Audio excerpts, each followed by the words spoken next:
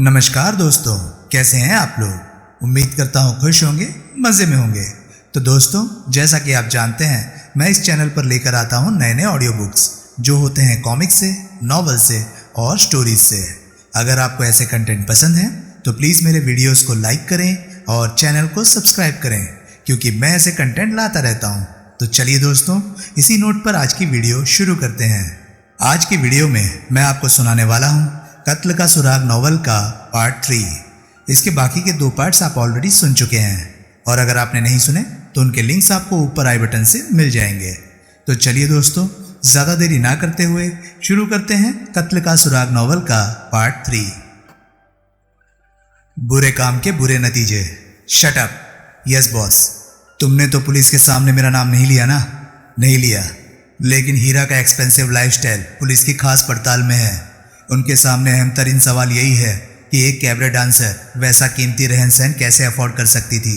ये इकलौती बात ही तुम्हारी तरफ एक बड़ा मजबूत इशारा बन जाएगी। सिर्फ मेरी तरफ क्यों? वो घबरा कर बोला।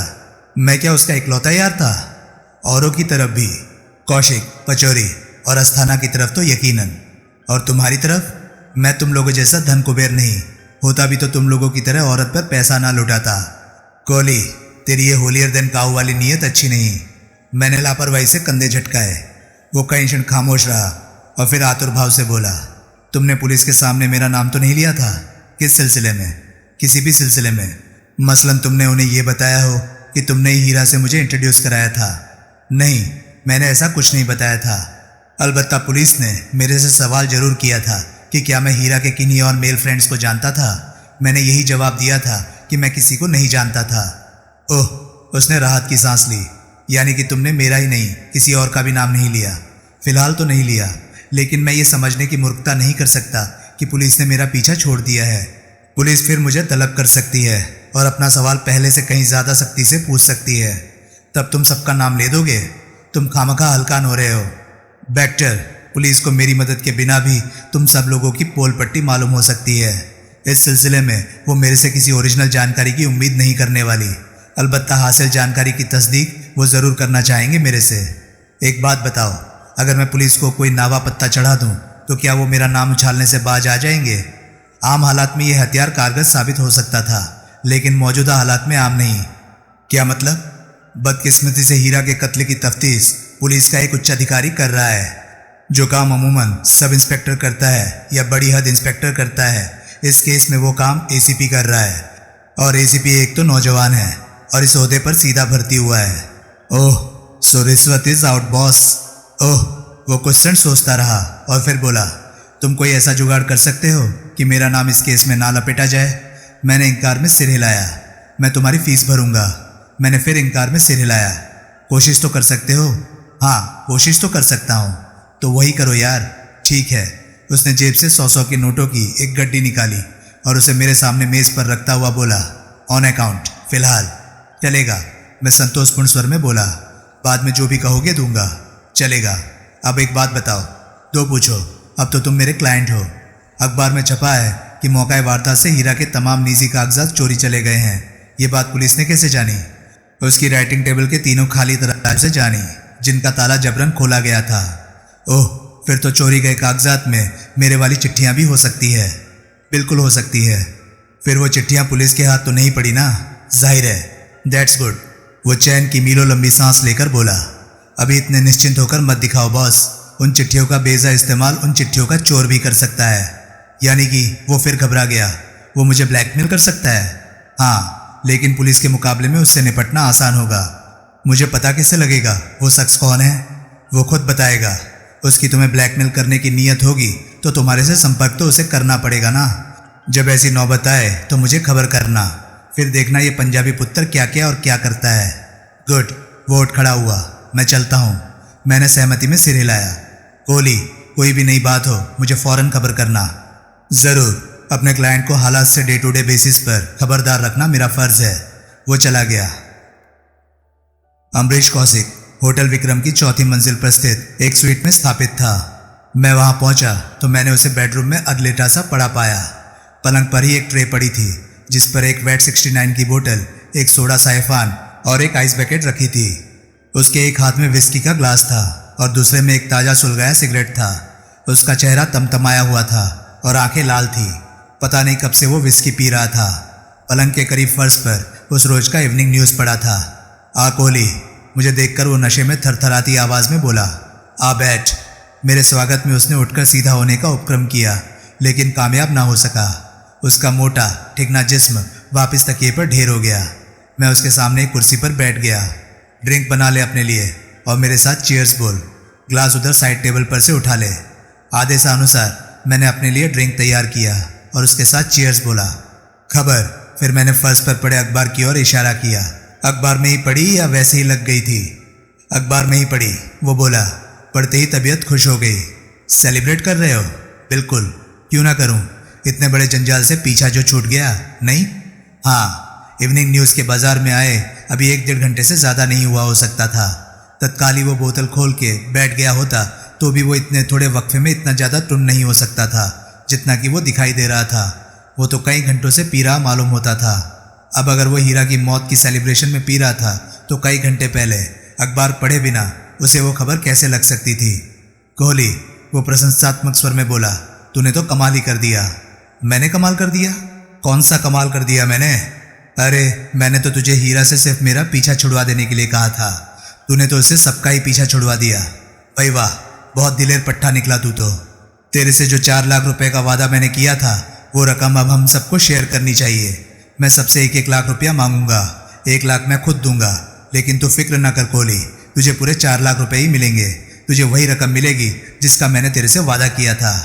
तुम समझ रहे हो कि हीरा का कत्ल मैंने किया है और मैं यहाँ 4 लाख रुपए लेने के लिए आया हूँ? छोड़ यार, मैं कुछ नहीं समझ रहा। मैं तो उस बात का जिक्र तक करना या सुनना नहीं चाहता। बहरहाल बला टली। कोहली, तेरी रकम खरी। कल शाम तक मैं खुद वो रकम जहाँ तू कहेगा तुझे पहुँचा दूंगा। राजी? मैंने सहमति में सिर हिलाया। बढ़िया आदमी निकला तू, दिलेर भी, जीता रहे। तो तुमने? मैं अपलक उसे घूरता हुआ बोला, हीरा की कत्ल की बाबत अखबार में पढ़ के जाना। हाँ, अखबार में यह भी पढ़ा होगा कि उसका कत्ल सुबह सवेरे 5 बजे के करीब हुआ था। पुलिस का ऐसा अंदाज़ा छपा है अखबार में। उसकी तस्दीक तो पोस्टमार्टम से अभी होगी, लेकिन तेरे को ऐसी किसी तस्दीक की क्या ज़रूरत है? तुझे तो पक्का पता है कि कत्ल कब हुआ था। ऐसी बातों की कातिल से बेहतर जानकारी किसे हो सकती है? मैं कातिल नहीं। सोच समझ के बोल कोहली। मैं तो झट मान लूँगा कि तू कातिल नहीं। मेरी रकम जो बचेगी, लेकिन तेरा नुकसान हो जाएगा। गुनाह बेलज्जत वाली बात हो जाएगी तेरे साथ। सुबह 5 बजे के आसपास तुम कहाँ थे? यहीं था। क्या कर रहे थे? वही जो अब कर रहा हूँ। रात से ही पी रहे हो? हाँ, तेरा इंतज़ार जो था, तेरे जरिए गुड न्यूज़ का इंतज़ार जो था। तुम झूठ बोल रहे हो। क्या? रात से अब तक लगातार पी रहे होते तो कब के होश खो बैठे होते। बीच में वो लापरवाही से बोला, 1 आध बार ऊँग गया होऊंगा। मेरी राय में कत्ल तुमने किया है और ये विस्की पीने का ड्रामा तुम अपनी करतूत को कवर करने के लिए कर रहे हो। मेरे से जो मर्जी कह ले कोहली, लेकिन ये वाहियात बेबुनियाद बात तूने किसी और से कही तो तेरी खैर नहीं। धमकी दे रहे हो? हाँ, एक कत्ल का तजुर्बा हो चुकने के बाद दिलेरी आ गई मालूम होती है। दूसरा कत्ल करने का हौसला आ गया मालूम होता है। जो मर्जी कह ले, दोस्तों में सब चलता है, लेकिन पीठ पीछे नहीं। पीठ पीछे नहीं कोहली। हीरा की डायरी, कागजात वगैरह सब मौका वारदात से गायब है। उसने सहमति में सिर हिलाया। उसकी आंखें मूंदी जा रही थी। वो बड़ी कठिनाई से उन्हें खुला रख पा रहा था। उन्हें तू रखे तो नहीं बैठा अपने पास? एकाएक वो शशंक भाव से बोला। फूक फांक तो दिया ना उन्हें, या उनका भी कोई सौदा करने की फिराक में है? ऐसा है तो साफ बोल। साफ मैं बोलूँगा, बहुत कुछ साफ बोलूँगा, लेकिन इस वक्त बोलने का कोई फ़ायदा मुझे नहीं दिखाई दे रहा। मैं उठ खड़ा हुआ। मैं फिर आऊँगा। कब? जब तुम्हारे होशो हवास ठिकाने होंगे। वो तो अभी भी ठिकाने हैं। वह मैं तुम्हारा। ठीक है, फिर ही आना। सच पूछे तो मुझे अभी भी कहीं जाना है। इसी हालत में? क्यों भाई, क्या हुआ है मेरी हालत को? कुछ नहीं हुआ, मैं चलता हूँ। ठीक है।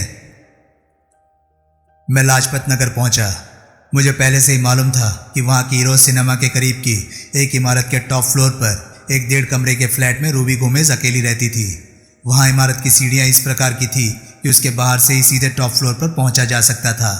मैंने कॉल बेल बजाई तो दरवाज़ा यूं कोई आधा फुट खुला कि दरवाजे और चौखट के बीच एक लोहे की जंजीर तन गई। जंजीर के आर पार हम दोनों की निगाहें मिली।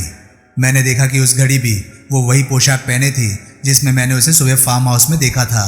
उस घड़ी उसके हाथ में एक खुला हुआ बॉल पॉइंट पेन था जो कि ये जाहिर करता था कि वो कुछ लिखती हुई बैठी थी। हेलो, मैं मुस्कुराता हुआ बोला। वो बड़े अनमने भाव से क्षण भर को मुस्कुराई और फिर संजीदा हो गई। क्या मांगता? वो बोली। तुम्हारे से बात करना मांगता। मैं मीठे स्वर में बोला। क्या बात करना मांगता? मैडम के कत्ल की बाबत बात करना मांगता। हम नहीं मांगता, हमको जो मालूम सब पुलिस को बोल के रखा। मेरे से भी बोलने में क्या हर्ज है? हम डिटेक्टिव लोगों से बात नहीं करता। रूबी, मैं पुलिस का डिटेक्टिव नहीं हूँ, प्राइवेट डिटेक्टिव हूँ। What difference? बहुत डिफरेंस। पुलिस तुम्हारे खिलाफ जबकि मैं तुम्हारी तरफ हूँ। What do you mean? मैं तुम्हें ये चेतावनी देने आया हूँ कि पुलिस ने अभी तुम्हारा पीछा कोई छोड़ नहीं दिया हुआ। पुलिस वालों का ये तरीका होता है कि वो पहले जानबूझकर ढील होते हैं और फिर एकाएक खींचते हैं। हमको क्या खींचना मांगता पुलिस वाला लोग? हम सब कुछ साफ साफ बोला, लेकिन पुलिस वाला लोग तुमको सब कुछ साफ साफ नहीं बोला। जैसे वो ये नहीं बोला कि वो तुम्हारी मैडम के कत्ल का शक तुम पर कर रहे हैं। सांता मारिया, वो दहशत भरे स्वर में बोली। वो जरूर तुम्हारे पास फिर आएंगे या तुम्हें तलब करेंगे। सांता मारिया, नाउ मे आई कम इन? उसने सहमति में सिर हिलाया और दरवाजे की जंजीर हटा दी। मैं भीतर दाखिल हुआ तो उसने मेरे पीछे दरवाज़ा बंद कर दिया। प्लीज़ सिट डाउन, वो बोली। मैं एक सोफे पर बैठ गया। वो कुछ क्षण अनिश्चित सी मेरे सामने खड़ी रही, फिर मेरे सामने एक सोफा चेयर पर बैठ गई। मैंने चारों तरफ निगाह दौड़ाई। वो फ्लैट छोटा ज़रूर था, लेकिन बड़े करीने से सजा हुआ था। शहरी रहन सहन की ज़रूरतों वाली कलर टेलीविज़न, VCR, रेफ्रिजरेटर, यहाँ तक कि टेलीफोन भी, तमाम चीज़ें वहाँ दिखाई दे रही थी। मैं जानता था कि वो सब हीरा की वजह से ही संभव था। अपनी ज़िंदगी में निश्चय ही हीरा अपनी उस गोवानी मेड पर बहुत मेहरबान थी। एक कोने में मुझे एक राइटिंग दिखाई दी। उस पर उस घड़ी एक खुला लेटर पैड पड़ा था। शायद वो कोई चिट्ठी पत्री करती उठकर दरवाज़ा खोलने गई थी। आप इधर? वो अनमने भाव से बोली। हमको खाली वॉर्न करने के वास्ते आया? और वजह से भी आया। मैं सावधानी से शब्दों का चयन करता हुआ बोला। वो क्या है कि जैसे वो पुलिस वाले तुम्हारे बारे में सोचते हैं कि तुमने जितना उन्हें बताया था तुम उससे ज़्यादा जानती हो, एंड वैसा ही वो मेरे बारे में भी सोचते हैं। वो समझते हैं कि मैं कुछ छुपा रहा हूँ, तुम कुछ छुपा रही हो। लिहाजा मैंने सोचा कि अगर हम दोनों का पुलिस से फिर वास्ता पड़ने से पहले आपस में मिलकर बात कर ले तो हम दोनों ही किसी एक बयान पर टिक सकते हैं। जब दो जने अलग अलग एक ही बात कहेंगे तो उन्हें हमारी स्टोरी सच्ची मालूम पड़ेगी और फिर वो हमारा पीछा छोड़ देंगे। Understand?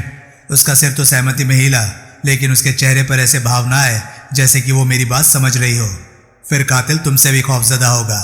What? Murderer afraid of you. Y?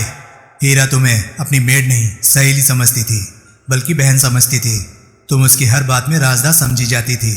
इस लिहाज से हत्यारा, मर्डरर ये समझ सकता है कि हीरा के जो कागजात गायब है उनमें क्या था, इसकी खबर तुम्हें भी होगी। सो रूबी, हत्यारे को तुम्हारा भाई मुंह बंद करने की जरूरत महसूस हो सकती है, सांता मारिया, लेकिन तुम्हें कुछ नहीं होगा। Forewarned is forearmed. No? Yes. तुमने पुलिस को बोला था कि तुम मैडम की राइटिंग टेबल के दराज को कभी नहीं खोलती थी, लेकिन पुलिस को तुम्हारी इस बात पर एतबार नहीं है। उनका ख्याल है कि जो कागजात चोरी गए हैं उनमें क्या था ये तुम्हें बखूबी मालूम था। रूबी, एन यही ख्याल कातिल का भी हो सकता है। उसके शरीर ने जोर से झुरझुरी ली। अब अगर पुलिस का ख्याल सच है कि तुम्हें इस बात की वाकिफियत थी कि मैडम के कागजात में क्या था, तो फिर तो तुम्हें यह अंदाज़ा हो सकता है कि हत्यारा कौन था, या कम से कम ये तो मालूम हो ही सकता है कि हत्यारा किन लोगों में से कोई एक हो सकता है। बट सर, वो तीव्र प्रतिवादपूर्ण स्वर में बोली, हम वो पेपर्स कभी नहीं पढ़ा, नेवर। ये बात मौजूदा हालात में अहम नहीं है कि तुमने उन कागजात को पढ़ा या नहीं पढ़ा था। अहम बात यह है कि तुम्हें उन कागजात को पढ़ने की सुविधा हासिल थी। मैडम तुम पर निर्भर करती थी। मुझे जाती तौर से मालूम है कि अक्सर वो तुम्हें पीछे फार्म हाउस पर छोड़कर शहर चली जाती थी। मैडम अपनी चाबियां कहाँ रखती थी, इनकी जानकारी तुम्हें सहज ही होके रह सकती थी। मैडम की गैरहाजिरी में तुम बड़ी आसानी से राइटिंग टेबल के दराज चाबी लगाकर खोल सकती थी और भीतर मौजूद कागजात को खंगाल सकती थी। सर, वो तमतमाए स्वर में बोली, हम ऐसा इंसल्टिंग बात सुनना नहीं मांगता। रूबी, मैं तुम पर कोई इल्ज़ाम नहीं लगा रहा। मैं सिर्फ ये बता रहा हूँ कि पुलिस क्या सोचती होगी, हत्यारा क्या सोचता होगा।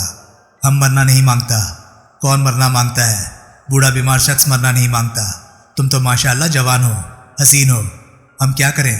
तुम्हारे सामने दो रास्ते हैं, या तो तुम पुलिस पर एतबार कर सकती हो या फिर मेरे पे। मैं मैडम का पक्का फ्रेंड था, मालूम तो तुम्हें पुलिस से ज़्यादा मेरे ऊपर एतबार होना चाहिए। नो? यस। गुड। अब अगर तुमने उन कागजात को पढ़ा है तो मुझे बताओ कि क्या पढ़ा है। नहीं पढ़ा है तो अपने दिमाग पर जोर दो और याद करने की कोशिश करो कि हीरा ने कभी किसी शख्स का कोई खास जिक्र किया हो, किसी के बारे में कोई खास गैर मामूली बात कही हो, किसी का नाम बार बार लिया हो। वो सोचने लगी। मैं तुमसे वादा करता हूँ कि जो कुछ भी तुम मुझे बताओगी वो मेरे से बाहर नहीं जाएगा, जबकि पुलिस से ऐसा कोई आश्वासन तुम्हें हासिल नहीं हो सकता। पुलिस को हासिल जानकारी का प्रेस को लीक हो जाना आम बात है। उस सूरत में तुम्हारी जान को खतरा और भी ज़्यादा होगा। हम आपको सब बोलेंगे तो आगे क्या होएगा? आगे मैं तफ्तीश करूँगा। जिन लोगों के नाम तुम लोगी मैं उनकी पड़ताल करूँगा और ये जानने की कोशिश करूँगा कि हीरा के कत्ल के वक्त के आसपास वो कहाँ थे, किसके साथ थे। यूँ कातिल का पता लग जाना महज वक्त की बात होगा। उतना वक्त में मर्डरर इधर आएगा और हमको शूट करके जाएगा। हम ऊपर मैडम के पास आपको जो बोला वो वेस्ट। वेस्ट क्यों? उससे कातिल का पता लगेगा। उससे हमारा लाइफ कैसे बचेगा? हम ही गौड़ के पास पहुंच गया तो हमको क्या लेना मांगता होता कि मैडम का मर्डर कौन किया। बात तो तुम्हारी ठीक है, मुझे कबूल करना पड़ा। इसका एक ही हल है कि तुम कुछ दिनों के लिए चुपचाप कहीं चली जाओ। किधर? कहीं भी, कहीं किसी रिश्तेदार के पास। है कोई रिश्तेदार तुम्हारा? इधर नहीं है। आगरा में एक सिस्टर है, बाकी अक्खा फैमिली गोवा में है। तुम चुपचाप अपनी बहन के पास आगरा चली जाओ। वहाँ से तुम तभी लौटना जब तुम्हें मेरे से ये खबर हासिल हो जाए कि हत्यारा पहचाना गया था और पकड़ा गया था। और यकीन जानो कि अगर तुम मेरी मदद करोगी तो हत्यारा बहुत जल्द पकड़ा जाएगा। बॉल पेन को अपनी उंगलियों में नचाती वो खामोश बैठी रही। मैं व्यग्र भाव से उसको देखता रहा और उसके बोलने की प्रतीक्षा करता रहा। लिसन, आखिरकार वो बोली। हम पुलिस को बोला कि हीरा मैडम का मेल फ्रेंड को हम नहीं जानता। हमारा माइंड बोलता है कि हमको अपना एक स्टेटमेंट पर पक्का रहना मांगता। फिर भी हम कुछ बोलना मांगता तो पुलिस को बोलना मांगता। क्यों? क्योंकि हमको मैडम का रियल बिजनेस मालूम। Madam entertain gentleman for money. Police को भी ये बात अभी तक मालूम हो चुका होगा। तब पॉसिबल है कि पुलिस हमको भी सेम बिजनेस में समझे, जिससे कि तुम्हें ऐतराज़ है। बिजनेस से ऐतराज़ नहीं, पर उस बिजनेस में समझे जाने से ऐतराज़ है। एक्सपोजर से ऐतराज़ है। कमाल है मिस्टर कोहली। हम पुलिस को एली बनाकर रखेगा तो हमको बादर नहीं करेगा। हम आपको कुछ बोलेगा तो पुलिस और एंग्री हो जाएगा कि हम कुछ बोला तो पुलिस को नहीं बोला, प्राइवेट डिटेक्टिव को बोला, मिस्टर सुधीर कोहली को बोला। Ruby sir, I would rather take a chance with police. तुम तो मेरा दिल ही तोड़ रही हो। वो चुप रही। इतना तो मानती हो ना कि तुम्हारे पास कुछ बोलने लायक है ज़रूर।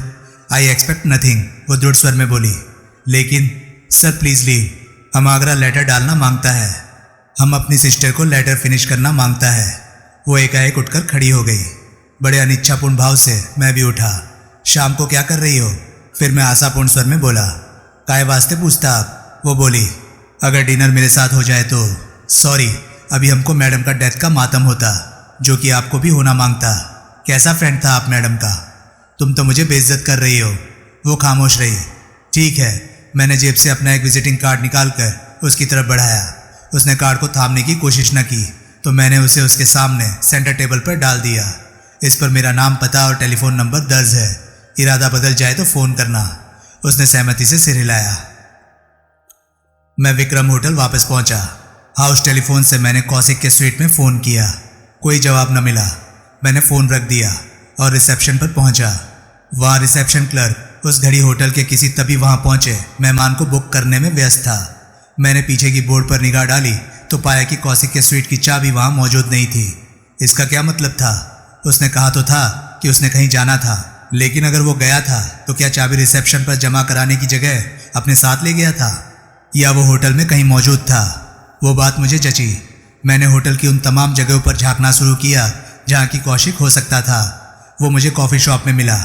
उस घड़ी दरवाजे की तरफ उसकी पीठ थी और वो एक मेनू पढ़कर उसमें से वेटर को ऑर्डर दे रहा था, यानी कि वो तभी वहाँ पहुँचा था। मैं तत्काल वहाँ से हटा और लिफ्ट पर सवार होकर चौथी मंजिल पर पहुँचा। उस फ्लोर पर उस घड़ी कोई नहीं था। कौशिक की अपने कमरे से गैरहाजिरी का फ़ायदा उठाने की पूरी तैयारी करके मैं वहाँ आया था। मेरा अपना एक दोस्त मलकानी पहाड़गंज में होटल चलाता था। उससे मुझे एक ऐसी मास्टर की हासिल हुई थी जिसके बारे में उसका दावा था कि वो होटलों के कमरे के 90% ताले खोल सकती थी। भगवान से ये प्रार्थना करता कि उस होटल के ताले बाकी 10% किस्म के ना हो। मैं कौशिक के स्वीट के बंद दरवाजे के सामने पहुंचा।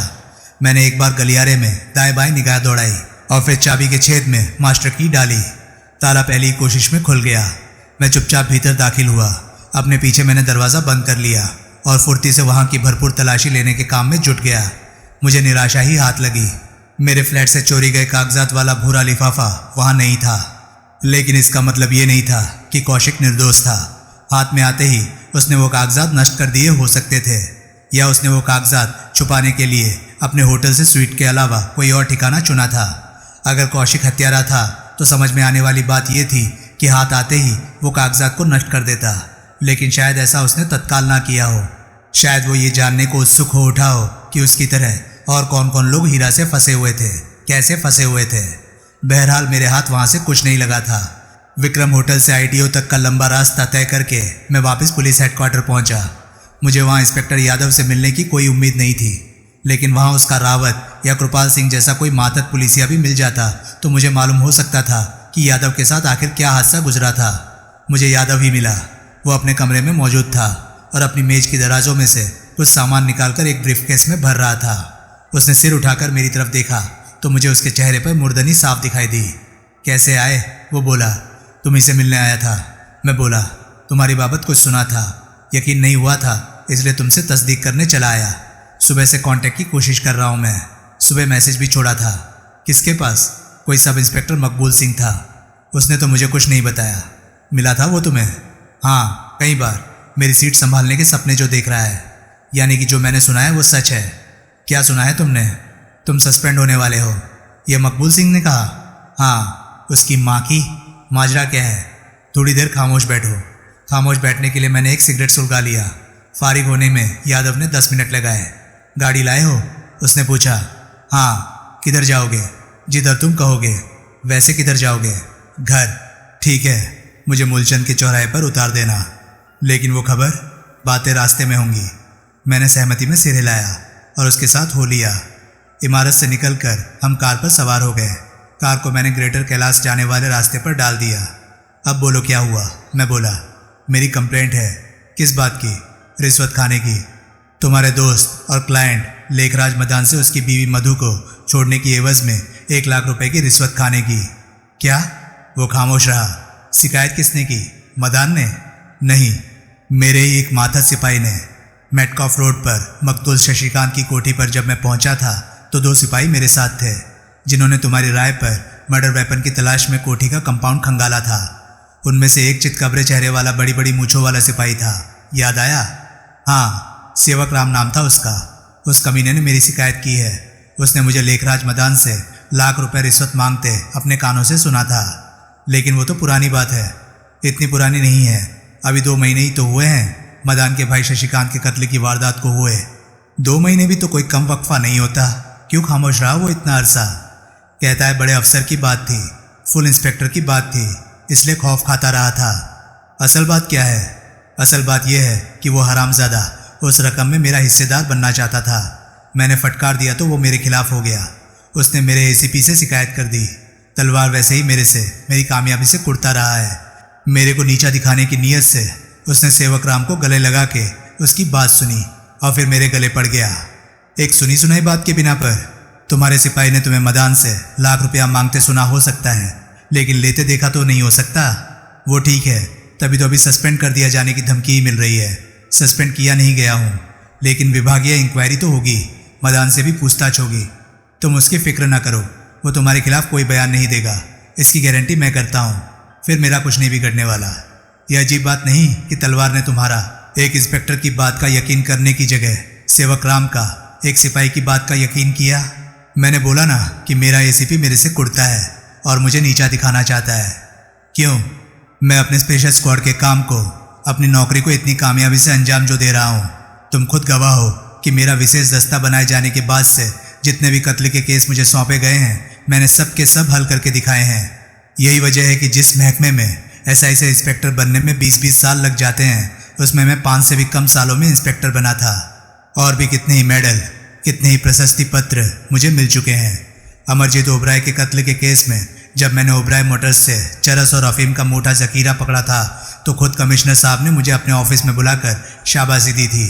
कल्याण खरबंदा और उसकी सेक्रेटरी श्रीलेखा के कत्ल के केस में भी नौकरी को मैं धीरे से उसकी बात काटता हुआ बोला, कामयाबी से अंजाम देने से रिश्वत लेने का लाइसेंस तो नहीं मिल जाता। उसको जैसे एकाएक ब्रेक लगी। उसने हाथ भाव से मेरी तरफ देखा। मैंने केवल एक क्षण को गर्दन घुमाकर उसकी निगाह से निगाह मिलाई और फिर सामने देखने लगा। कई क्षण खामोशी रही। मेरी 6 बेटियां हैं। फिर यादव धीरे से बोला, और अभी 6 की 6 कुंवारी हैं। प्रॉब्लम तो है भाई तुम्हारी, मैं सहानुभूति रहित स्वर में बोला।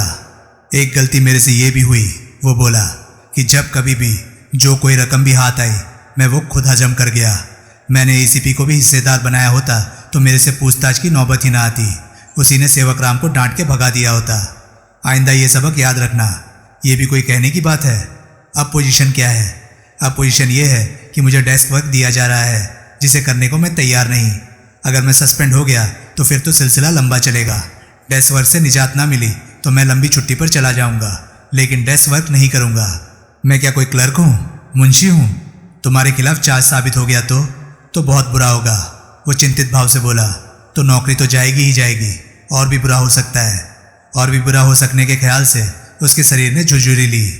तुम सेवक राम को अपनी शिकायत वापस लेने के लिए तैयार नहीं कर सकते? मैंने ऐसी कोई कोशिश की भी तो मेरे खिलाफ अपने आप में सबूत मान लिया जाएगा, अहम तरीन सबूत। ओह, मैं फिर कहता हूँ कि अगर मदान ने मेरे खिलाफ गवाही ना दी तो मेरा कुछ नहीं बिगड़ेगा। फिर बात इतने में ही झूलती रह जाएगी कि सेवक राम कहता रहेगा कि मैंने रिश्वत ली, मैं कहता रहूँगा कि मैंने नहीं ली। His word against your word. Exactly. फिर वो व्यग्र भाव से बोला, कोहली मदान से बात करना। अभी करता हूँ, साथ चलो तुम भी। मैं नहीं जा सकता। मेरा उसके पास जाना भी वही रंग लाएगा जो सेवक राम के पास जाना रंग लाएगा। ठीक है, मैं कल ही मदान से मिलूंगा। आज ही क्यों नहीं मिलता? अभी क्यों नहीं मिलता? अभी तुम जो साथ हो। अरे मुझे गोली मार, मुझे यहाँ फेंक सड़क पर। तू ये काम पहले कर और कल मुझे कोई गुड न्यूज़ दे। ठीक है। कार उस वक्त सुंदरनगर से गुजर रही थी। मैंने उसे एक किनारे करके रोका। शुक्रिया। वो कार का अपनी ओर का दरवाज़ा खोलता हुआ बोला, एक बात और बताते जाओ। मैं जल्दी से बोला, पूछो। तुम्हें शुक्ला फार्म पर हुए हीरा ईरानी के कत्ले की खबर है? खबर है। मेरा एसीपी खुद तो भागा फिर रहा है उस तफ्तीश के लिए। कुछ कर गुजरेगा? क्या पता, फील्ड वर्क का कोई तजुर्बा तो है ही नहीं उसे। ना ही एसीपी रैंक का कोई पुलिस अफसर ऐसे इंडिपेंडेंट तफ्तीश करता है। वो तो मुझे नीचा दिखाने की नीयत से जोश में मेरी जगह खुद मौका वारदात पर पहुंच गया था। कोई बड़ी बात नहीं कि अब अपने रुतबे के लिहाज से अपनी हेठी महसूस कर रहा हो और पछता रहा हो।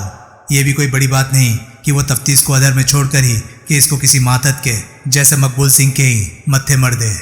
कल ऑफिस आओगे?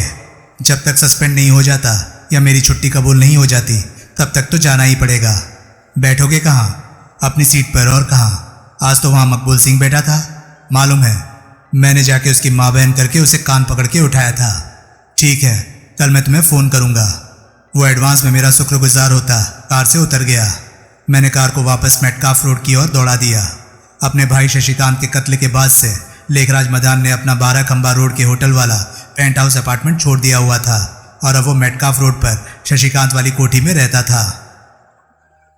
मदान से मुकम्मल बातचीत करके उसे यादव के हक में पूरी तरह से साठ गांठ कर जब मैं वापस ग्रेटर कैलाश अपने फ्लैट पर पहुंचा तब तक 9 बज चुके थे।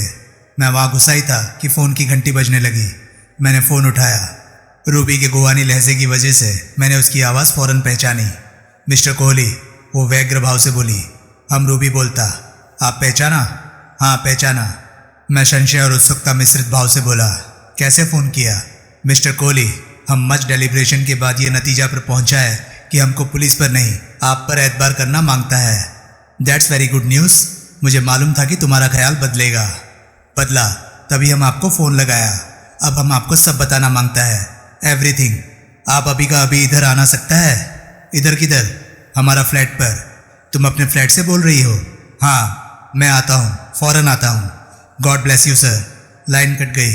10 मिनट में मैं लाजपत नगर में रूबी के फ्लैट पर था। पिछली बार जो दरवाज़ा मुझे बंद मिला था, जो खुलने पर भी चेन के लॉक वाले जंजीर के सहारे खुला था, अब वो मुझे बिल्कुल खुला मिला। किसी अज्ञात आशंका से आशंकित मैंने चौखट से भीतर कदम रखा। भीतर रोशनी थी, जिसमें मुझे जो नज़ारा दिखाई दिया उसने सिद्ध कर दिया कि मेरी आशंका निर्मूल नहीं थी। फर्श पर रूबी की लाश पड़ी थी। वो उस घड़ी भी अपने पहले वाली ही पोशाक में थी, लेकिन अब उसकी काली स्कीवी खून से तर दिखाई दे रही थी। खून अभी भी बह रहा था, जो इस बात का सबूत था कि उसे गोली लगे ज़्यादा देर नहीं हुई थी। वैसे भी 10 मिनट पहले तो वो फ़ोन पर मेरे से बात कर रही थी। इसलिए उसके साथ वो हादसा पिछले 10 मिनट के भीतर ही गुजरा होना लाजमी था। मैंने झुककर उसकी नब्ज टटोली। नब्ज गायब थी, लेकिन जैसा कि अपेक्षित था जिस्म भी गर्म था। फिर मुझे लाश से थोड़ी दूर पड़ी रिवॉल्वर दिखाई दी। 38 कैलिबर के स्मिथ एंड वेसन रिवॉल्वर, मेरी रिवॉल्वर। मैंने झपट कर उसे उठा लिया और उसका सीरियल नंबर पढ़ा। निश्चय ही वो मेरी रिवॉल्वर थी। फिर तत्काल मुझे एहसास होने लगा कि जोश में मेरे से भारी भूल हो गई थी। साफ जाहिर था कि कत्ल उसी रिवॉल्वर से हुआ था। वो रिवॉल्वर मर्डर वेपन थी। मुझे उसको यूं नहीं उठाना चाहिए था। ना उठाता तो शायद उस पर कातिल की उंगलियों के निशान बरामद होते, लेकिन अब तो उस पर खुद मेरी उंगलियों के निशान बन गए थे। अब मैं क्या करूं? रिवॉल्वर पर से उंगलियों के निशान मिटाऊं और चुपचाप वहां से खिसक जाऊं? मुझे वही काम मुफीद लगा, लेकिन ऐसा कुछ कर पाने का मौका मुझे नसीब ना हुआ। खबरदार! एक कड़कड़ाती आवाज़ मेरे कानों में पड़ी। मैंने घूमकर देखा तो एसीपी तलवार को चौखट पर खड़े पाया। आप? मैं वितृष्णापूर्ण स्वर में बोला। कहाँ से टपक पड़े आला हजरत? रंगे हाथों पकड़े गए हो मिस्टर प्राइवेट डिटेक्टिव। क्या मतलब? आप समझ रहे हैं खून मैंने किया है? शक की कोई गुंजाइश है? रिवॉल्वर अभी भी तुम्हारे हाथ में है। मैंने खून नहीं किया। पकड़े जाने पर हर खूनी यही कहता है। मैं खूनी नहीं हूँ। मेरी इस लड़की से क्या अदावत थी, ये तफ्तीश का मुद्दा है। तभी पीछे सीढ़ियों की तरफ कदमों की आहट हुई। मेरी निगाह अनायास ही उधर उठी। तलवार ने भी घूमकर उधर देखा। एक वृद्ध व्यक्ति दरवाजे पर प्रकट हुआ। वो फटी फटी आंखों से रूबी की फर्श पर पड़ी लाश को देखने लगा। इससे पहले कि उसकी निगाह मेरी तरफ उठती, मैंने रिवॉल्वर वाला हाथ पीठ पीछे कर लिया। क्या? वो हकबकाया। क्या हुआ? तुम कौन हो? तलवार डपट कर बोला। मकान मालिक। यहाँ कैसे आए? किराए की बाबत पूछने आया था। रूबी ने इस महीने का किराया नहीं दिया अभी तक, इसलिए। नीचे जाओ, मैं असिस्टेंट पुलिस कमिश्नर हूँ। रूबी का खून हो गया है। वो चौखट से तो हट गया, लेकिन वहाँ से रुखसत ना हुआ। हर्रा ऐसा वो सीढ़ियों के दहाने पर जाकर खड़ा हो गया। तलवार फिर मेरी तरफ घूमा। आप यहाँ कैसे पहुँचे? उसके मुंह खोलने से पहले मैं बोल पड़ा। रूबी से ही एक बार फिर बात करने आया था। वो सहज भाव से बोला। अकेले और वर्दी के बिना, लड़की की तसल्ली की खातिर, बिना पुलिसिया रोक के इसे अपने कॉन्फिडेंस में लेने की खातिर। लेकिन तुमने वो नौबत ही ना आने दी, पहले ही इसका खून कर दिया। मैं कई बार कह चुका हूँ कि मैंने इसका खून नहीं किया। फिर तो रिवॉल्वर जरूर जादू के जोर से तुम्हारे हाथ में पहुँच गई होगी। लेकिन रिवॉल्वर जहाँ से उठाई थी वो कर्कश स्वर में बोला, वापस वहीं रख दो, फौरन। आपको मेरी बात पर एतबार नहीं? सुना नहीं? हुजूर यहाँ अकेले आए हैं? तो अगर आपकी जिद मुझे ही खूनी समझने की है तो मैं अभी आपको भी शूट कर देता हूँ और चुपचाप यहाँ से खिसक जाता हूँ। मैंने पीठ पीछे से हाथ सामने लाकर रिवॉल्वर की नाल का रुख उसकी तरफ किया। Any problem? उसके छक्के छूट गए। वो बूढ़ा रूबी का मकान मालिक? ओह, उसे तो मैं भूल ही गया था। खूब याद दिलाया जनाब। गोली चलाने की आवाज़ सुनकर उत्सुकता का मारा वो शर्तिया यहाँ आएगा, ये देखने के लिए कि क्या हो गया था। फिर मैंने रिवॉल्वर का घोड़ा खींचने का अभिनय किया और बड़े सहज भाव से मुस्कुराया। तो तुम कहते हो कि तुमने खून नहीं किया है? नहीं किया है। मैं आपके आगे आगे ही यहाँ पहुँचा हूँ। ये मुझे वैसे ही यहाँ मरी पड़ी मिली थी जैसे आप देख रहे हैं। आए क्यों थे यहाँ? इसी के बुलाने पर आया था। ये मुझसे कोई बात करना चाहती थी, जिसकी वजह से इसने मुझे फ़ोन करके यहाँ आने को कहा था। क्या बात करना चाहती थी? मालूम नहीं, जिंदा मिलती तो बताती। फ़ोन पर कुछ नहीं बताया इसने? नहीं। तुमने पूछा भी नहीं? पूछा था, लेकिन इसने कुछ बताया नहीं था। मैंने ज़्यादा जिद इसलिए नहीं की थी क्योंकि मैंने करीब से ही ग्रेटर कैलाश से यहाँ पहुँचना था। तुमसे क्यों बात करना चाहती थी? मैं दिन में इससे मिला था। मौका वारदात पर जब आप इससे पूछताछ कर रहे थे तो मुझे लगा था कि ये कुछ छुपा रही थी। वो तो मुझे भी लगा था। तभी तो मैं फ़ौरन यहाँ आया, अकेला, बिना वर्दी के, इसे अपने कॉन्फिडेंस में लेकर इससे कुछ उगलवाने की नीयत से। ऐन ऐसी नीयत से मैं भी इससे मिलने यहाँ आया था, लेकिन मेरी दाल नहीं गली थी।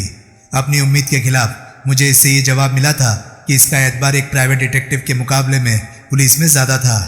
समझदार लड़की थी, लेकिन अपनी समझ पर इसने अमल तो ना किया। इसने पुलिस को फ़ोन तो ना किया, उसने तो मुझे फ़ोन किया। क्या कहने के लिए? यही कि इसका इरादा बदल गया था। अब इसको पुलिस से ज़्यादा मेरे पर एतबार था। ये मुझे सब कुछ बताने को तैयार थी, इसलिए मैं यहाँ दौड़ा चला आया। ये क्या सब कुछ बोलने को तैयार थी? इसका इसने हिंट तक नहीं दिया था? नहीं, लेकिन खास कुछ जानती ज़रूर थी ये। जाहिर है। तुम्हारा अंदाज़ा क्या है? क्या जानती थी? कातिल के बारे में ही कुछ जानती होगी। इसे मालूम होगा कि इसके एम्प्लॉयर का कातिल कौन था या कौन हो सकता था। कातिल भी इससे आशंकित होगा, इसलिए जाहिर है कि वो भी इसी टोह में रहा होगा। फिर इससे पहले कि ये अपनी जुबान खोल पाती, उसने इसकी जुबान को हमेशा के लिए बंद कर दिया। तुम्हारी स्टोरी से ही मैं यकीन नहीं कर लेने वाला कि कातिल तुम नहीं हो। मैं कातिल नहीं हूँ, 100 बार कहा। मैं तो महज रिवॉल्वर तुम्हारे हाथ में क्यों थी? मैंने हड़बड़ी में उठा ली थी, जो कि मेरी गलती थी। हड़बड़ी की वजह, ये रिवॉल्वर मेरी है। क्या? मैं खुद सख्त हैरान हुआ था इसे यहाँ देखकर। मुझे तो पता भी नहीं था कि ये चोरी जा चुकी थी। रिवॉल्वर यहाँ कहाँ पड़ी थी? मैंने फर्श पर उस जगह की ओर इशारा किया जहाँ से मैंने रिवॉल्वर उठाई थी। तुमने फासले से फर्श पर पड़ी रिवॉल्वर देखी और पहचान ली कि वो तुम्हारी है। हाँ, अपनी चीज़ की पहचान ऐसे ही हो जाती है। फिर सीरियल नंबर चेक करने पर तस्दीक हो गया कि रिवॉल्वर सच में ही मेरी थी। तुम्हें रिवॉल्वर यूं नहीं उठानी चाहिए थी। मैं शर्मिंदा हूँ अपनी गलती पर। तुम्हारी रिवॉल्वर कब चोरी गई? क्या पता कब चोरी गई। मुझे यहाँ ना दिखाई दे जाती तो मेरी निगाह में तो ये अभी भी मेरे फ्लैट पर मेरी मेज़ के दराज में मौजूद थी। आखिरी बार वहाँ रिवॉल्वर कब देखी थी? ध्यान नहीं, लेकिन 1-1.5 महीना तो हो ही गया होगा। तुम्हारे पास लाइसेंस है रिवॉल्वर का? हाँ। कब से है? 5 साल से। Renewed, up to date? हाँ। हथियार को संभाल कर लॉक एंड की में रखना लाइसेंसधारी का फ़र्ज होता है, उसकी जिम्मेदारी होती है। मैं अपने फ़र्ज से वाकिफ़ हूँ। मैं चिढ़कर बोला, गैर जिम्मेदार भी नहीं मैं, लेकिन चोरी किसी की भी हो सकती है। You should be more careful. Revolver वापस मिल जाएगी तो हो लूँगा मोर केयरफुल।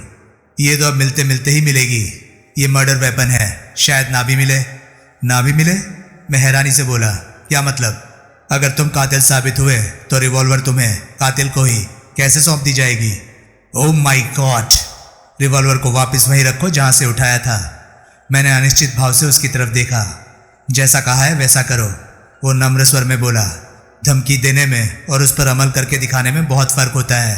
तुम यूं एक सीनियर पुलिस ऑफिसर को शूट नहीं कर सकते। All hell will break loose if you do that. वो ठीक कह रहा था। मैंने उसकी आज्ञा का पालन किया। That's like a good boy. तब मेरी तवज्जो राइटिंग टेबल की तरफ गई। मैंने देखा कि खुला लेटर पैड और उस पर रखा बॉल पेन अभी भी वहाँ मौजूद थे, लेकिन लेटर पैड का ऊपरला पन्ना एकदम खाली था। शाम को जब मैं यहाँ आया था, मैं बोला, तो ये आगरे में रहती अपनी बहन को चिट्ठी लिख रही थी। हो सकता है जो कुछ ये मुझे बताना चाहती थी वो उसने चिट्ठी में अपनी बहन को लिखा हो। बहन का नाम पता बोलो। तलवार बोला, वो तो मुझे नहीं मालूम। फिर क्या फ़ायदा हुआ? यहाँ की तलाशी में बहन का पता बरामद हो जाना कोई बड़ी बात नहीं। कोई पुरानी चिट्ठी, कोई पतों की डायरी। ठीक है, ठीक है। चिट्ठी वो बॉल पेन से लिख रही थी। बॉल पेन पेपर पर गहरी छाप छोड़ता है, जो कि पैड के अगले पेपर तक भी पहुंच जाती है। अगर उसने बहन को चिट्ठी लिखने के बाद और भी चिट्ठियां नहीं लिखी होंगी तो एड्रेस लेटर पैड के सबसे ऊपरले कागज़ पर। I understand. वो यूं अप्रसन्न भाव से बोला जैसे वो सलाह मेरे से हासिल होने पर उसकी हेटी हो रही थी। I know my business better than you. उसने मेज पर से लेटर पैड उठाकर अपने अधिकार में ले लिया। अब मैं फिर वो टेलीफोन की ओर बढ़ता हुआ बोला, महकमे में फ़ोन करता हूँ। लेकिन फ़ोन करने की ज़रूरत ना पड़ी। वो भी टेलीफोन के करीब भी नहीं पहुँचा था कि धड़ धड़ करते कई पुलिसिया वहाँ घुस आए। सब वही लोग थे जिन्हें मैं यादव के स्पेशल स्क्वाड के साथ अक्सर देखा करता था। तलवार को देखकर सब एकाएक ठिठके। फिर सबने सैल्यूट मारा। कैसे आ गए? तलवार हैरानी से बोला। कैसे खबर लगी? कंट्रोल रूम में फ़ोन आया था सर। उड़द की दाल के आटे की तरह अकड़ा खड़ा युवा ASI रावत तत्पर स्वर में बोला कि यहाँ एक कत्ल हो गया था और कातिल अभी भी मौका वारदात पर ही मौजूद था। फ़ोन करने वाला कौन था? मालूम नहीं सर, उसने अपना नाम नहीं बताया था। ये पता चला कि फ़ोन कहाँ से हुआ था? अभी नहीं, लेकिन चल जाएगा सर। मैं जानता था कि वो बात रावत इतने विश्वास के साथ कैसे कह रहा था। दिल्ली के हर टेलीफोन एक्सचेंज में ऐसा इंतज़ाम था कि जिस किसी फ़ोन से भी पुलिस कंट्रोल रूम का 100 नंबर डायल किया जाता था, वो फ़ोन तब तक ही हेल्ड अप ही रहता था जब तक कि उसे एक्सचेंज से फ्री नहीं किया जाता था। यूँ एक्सचेंज से पुलिस को खबर लग जाती थी कि 100 नंबर कहाँ से डायल किया गया था। सर, भूप सिंह बोला, आप यहाँ कैसे? मैं भी तफ्तीश के लिए ही आया था। तलवार बोला, लेकिन कत्ल की खबर मुझे यहीं आकर लगी थी। ओह, रावत बोला। फिर उसने उलझनपूर्ण भाव से मेरी तरफ देखा। साहब को हिरासत में ले लो, तलवार ने आदेश दिया। क्या? मैं हैरानी से चिल्लाया। Shut up! वो मेरे से ज़्यादा ऊंची आवाज़ में चिल्लाया। मैं हक पकाकर चुप हो गया। अब मुझे एहसास हो रहा था कि उसकी पूछ निहायत फर्जी थी, वक्ती थी, मेरे से रिवॉल्वर वापस रखवाने की खातिर थी। 2 सिपाही मेरे दाएं बाएं आ खड़े हुए। अगर एकाएक मैं बोला, मुझे हिरासत में लेना है तो पहले मेरी तलाशी लो। क्या? तलवार अचकचाकर बोला। मैं मांग करता हूँ कि हिरासत में लिए जाने से पहले मेरी मुकम्मल जमा तलाशी ली जाए। क्यों? क्योंकि मैं ऐसा सोचता हूँ तुम्हारी बकझक सुनना हमारे लिए ज़रूरी नहीं। एसीपी साहब, आपके इस पुलिस दल बल में कम से कम 3 सूरतें ऐसी हैं जिन्हें मैं बहुत अच्छी तरह से पहचानता हूँ। ये एएसआई कृपाल सिंह है, ये एएसआई रावत है, ये सिपाही अनंत राम है। इतने जने मेरे गवाह हैं कि हिरासत से पहले मैंने अपनी जमा तलाशी की मांग की, जो कि आपने कबूल न की। लेकिन तुम ऐसा चाहते क्यों हो? वजह तलाशी से सामने आ जाएगी। तुम्हारे पास ऐसा कुछ है जो तुमने मेरे आने से पहले यहाँ से उठाया है? मेरे पास ऐसा कुछ नहीं है। होता तो मैं तलाशी की मांग करता। तुम किस फिराक में हो? मैंने और कुछ नहीं कहना। ठीक है, हवालात में बंद किए जाने से पहले तुम्हारी तलाशी ली जाएगी, जैसा कि कायदा है। कायदा मुझे मालूम है। मैं चाहता हूँ कि तलाशी अभी इसी वक्त हो और मेरे पास मौजूद हर चीज़ की एक लिस्ट बने, जिसकी की एक प्रति मुझे भी मिले। तुम पागल हो तो हवलदार की जगह पागल खाने भिजवा दीजिए हुजूर, लेकिन तलाशी वहाँ भी होती है। सर, युवा एएसआई रावत खुशामद भरे स्वर में बोला, इसकी मान जाइए, मामूली बात है, लेकिन कोई वजह तो हो। अभी इसकी मान जाइए सर, बाद में जब यह हवालात में होगा तो देख लेंगे इसे। तलवार को उसकी वो बात जची। ऑल राइट, वो मेरे से बोला। अनड्रेस। मैंने अपने कपड़े उतारकर सोफे पर डाल दिए। ये भी। वो मेरे अंडरवेयर की ओर इशारा करता हुआ बोला। मेरे कपड़े बारीकी से टटोले गए। उनमें से बरामद सामान की लिस्ट बनाकर एक तस्दीकशुदा कॉपी मुझे भी दी गई और फिर मेरा सामान और मेरे कपड़े मेरे हवाले कर दिए गए। मैंने कपड़े पहन लिए। क्या मिला? तलवार भुनभुनाया। आपको कुछ नहीं मिला? मैं शांति से बोला। मुझे मिला। क्या? जो नहीं मिला। क्या नहीं मिला? जो मिलता तो आपको मिलता, नहीं मिला तो मुझे मिला। तुम पागल हो? मैं केवल मुस्कुराया। इसे, वो रावत से बोला, ले जाके नीचे जीप में बिठाओ। रावत ने सहमति से सिर हिलाया और मेरी बाँह थामता हुआ बोला, चलो भाई, मैं फ़ोन करना चाहता हूँ। मैं बोला। किसे? तलवार सख्ती से बोला। अपने वकील को। नीचे कहीं से फ़ोन करवा देना इसे। वो रावत से बोला। यस सर, रावत तत्पर स्वर में बोला। यहीं से क्यों नहीं? मैं बोला। शट अप, तलवार गुर्राया। लेकिन जब फ़ोन यहीं। रावत, सुना नहीं? चलो भाई। बौखलाता हुआ रावत मुझे बाँह पकड़कर घसीटने लगा। मैं रावत के साथ हो लिया। फ़ोन के मामले में रावत ने मेरा लिहाज किया। उसने मुझे एक नहीं कई फ़ोन कर लेने दिए। मैंने आनन फानन दिल्ली शहर में अपने परिचित उन तमाम लोगों के फ़ोन खटखटा दिए जो कि मेरी मौजूदा दुश्वारी से मुझे निजात दिलवा सकते थे। जैसे हीरा के फ़ैन क्लब के चारों चार्टर्ड मेंबर, कौशिक, पचौरी, अस्थाना, बैक्टर। जैसे शहर का बड़ा दादा जॉन पी अलेक्जेंडर। जैसे शहर का बड़ा डॉक्टर प्रदीप कोठारी। जैसे नौजवान धनाढ्य विधवा परम सुंदरी कमला ओबराय। जैसे गल्ले का व्यापारी मशहूर काला बाजारिया लाला हवेली राम। जैसे कांग्रेसी नेता जनार्दन गुप्ता। जैसे न्यू पंजाब कॉटन मिल का मालिक त्रिलोचन सिंह। जैसे फिल्म डिस्ट्रीब्यूटर और एग्जीबिटर अहमद खान और मेरा स्टॉक ब्रोकर दोस्त नरेंद्र कुमार। जैसे पब्लिशर और बुक डिस्ट्रीब्यूटर पंचानन मेहता। जिंदगी की किसी न किसी स्टेज पर मैं इनमें हर किसी के काम आया था और मैं उम्मीद कर रहा था कि मेरी दुश्वारी की घड़ी में वो मेरे काम आएंगे। किसी से मेरी सीधे बात हुई तो किसी के लिए मैंने संदेश छोड़ा। नतीजा सामने आने तक आधी रात हो गई। एसीपी तलवार तब भी हेडक्वार्टर में मौजूद था, जिसने कि बड़ी अनिच्छा से मुझे बताया कि मैं फ़िलहाल रिहा किया जा रहा हूँ, लेकिन मैंने शहर में से कहीं खिसक नहीं जाना था। उसी ने मुझे बताया कि मेरी रिहाई का इंतज़ाम जॉन पी अलेक्जेंडर ने करवाया था, यानी कि दिल्ली शहर में वहाँ के संभ्रांत गणमान्य व्यक्तियों के मुकाबले में एक गैंगस्टर का रसूख ज़्यादा था। जनाब, मैं तलवार से बोला, वो मेरी रिवॉल्वर नहीं मिल सकती। वो सख्ती से बोला, पहले भी बोला, मुझे उसकी ज़रूरत है। क्यों ज़रूरत है? क्योंकि मौजूदा हालात का इशारा जो मुझे मिल रहा है वो ये है कि मुझे प्रोटेक्शन की ज़रूरत है। मैं हीरा से मिलने गया तो उसका कत्ल हो गया। मैं रूबी से मिलने गया तो उसका कत्ल हो गया। मुझे तो लगता है कि हत्यारा जो कोई भी वो है, साई की तरह मेरे पीछे लगा हुआ है। वो जानता था कि रूबी मुझे कुछ बताने वाली थी, इसलिए उसने उसका कत्ल कर दिया। अब अगर उसे ये अंदेशा हुआ कि रूबी मुझे कुछ बता के मरी थी तो वो मेरी जान लिए बिना नहीं मानेगा। जनाब, मौजूदा हालात में मेरा हरदम तैयार और चौकन्ना रहना ज़रूरी है और ये काम हथियार बिना नहीं हो सकता। रिवॉल्वर नहीं खरीद लो। आप तो यूँ कह रहे हैं जैसे बात लॉलीपॉप खरीदने की हो रही है। रिवॉल्वर लाख रुपए की आती है जनाब, बल्कि 1.25 लाख की। That's your problem. कम से कम ये अख्तियार तो मुझे दीजिए कि जब तक मेरी रिवॉल्वर पुलिस के कब्जे में है तब तक मैं कोई और रिवॉल्वर खरीद कर या किसी से उधार लेकर अपने पास रख सकता हूँ। वो क्वेश्चन सोचता रहा, फिर उसने अपना लेटर पैड निकाला और उस पर चंद शब्द घसीट कर कागज़ मेरे सामने फेंक दिया। ये अधिकार पत्र, वो तसल्ली से बोला। मैं इस उम्मीद के साथ तुम्हारे नाम जारी कर रहा हूँ कि बहुत जल्द तुम फिर कोई कत्ल करोगे और इस बार मैं तुम्हें गिरफ्तार करने की जगह मौका वारदात पर ही शूट कर दूंगा। मुझे अफसोस है कि ऐसा मैं इस बार नहीं कर सका, क्योंकि ऊपर से रूबी का मकान मालिक आ गया था। मैं उपहासपूर्ण स्वर में बोला, क्योंकि मैं वर्दी में नहीं था और इसलिए हथियारबंद नहीं था। आप मजाक कर रहे हैं। जॉन पी अलेक्जेंडर को कैसे जानते हो? प्राइमरी स्कूल में हम दोनों इकट्ठे पढ़ते थे। उसने कोई सख्त बात कहने को मुंह खोला, लेकिन तभी फ़ोन की घंटी बज पड़ी। उसने हाथ बढ़ाकर फ़ोन उठाया और उसे कान से लगा लिया। तत्काल मैंने उसके चेहरे पर सम्मान के भाव आते देखे। वो क्वेश्चन फ़ोन पर यस सर करता रहा और फिर उसने रिसीवर वापस क्रैडल पर रख दिया। फिर उसने ऐसे विचित्र भाव से मेरी तरफ देखा जैसे मैं किसी दूसरी दुनिया का प्राणी था। लेफ्टिनेंट गवर्नर का फ़ोन था। फिर उसने स्वयं बताया, तुम्हारी बाबत। कमाल है, मैंने तो उन्हें कभी करीब से भी नहीं देखा। कोई डॉक्टर प्रदीप कोठारी उन तक पहुंचे थे आधी रात को तुम्हारी रिहाई की खातिर। अभी भी वो लेफ्टिनेंट गवर्नर हाउस में ही मौजूद है, जहाँ की उन्होंने एलजी साहब को सोते से जगाया और यहाँ फ़ोन करवाया। उसने फिर घूरकर मुझे देखा और बोला, क्या चीज़ हो भाई तुम? खिदमतगार, एहसान मानने वाले लोगों का, एहसान फरामोशों का भी। Sudhir Kohli, the only one. अब जाओ और जाकर अपनी आज़ादी एंजॉय करो, वरना ऐसा ना हो कि मैं अपने पर पड़ते दबाव को नज़रअंदाज कर दूं और तुम्हारी बाबत अपना ख्याल बदल दूं।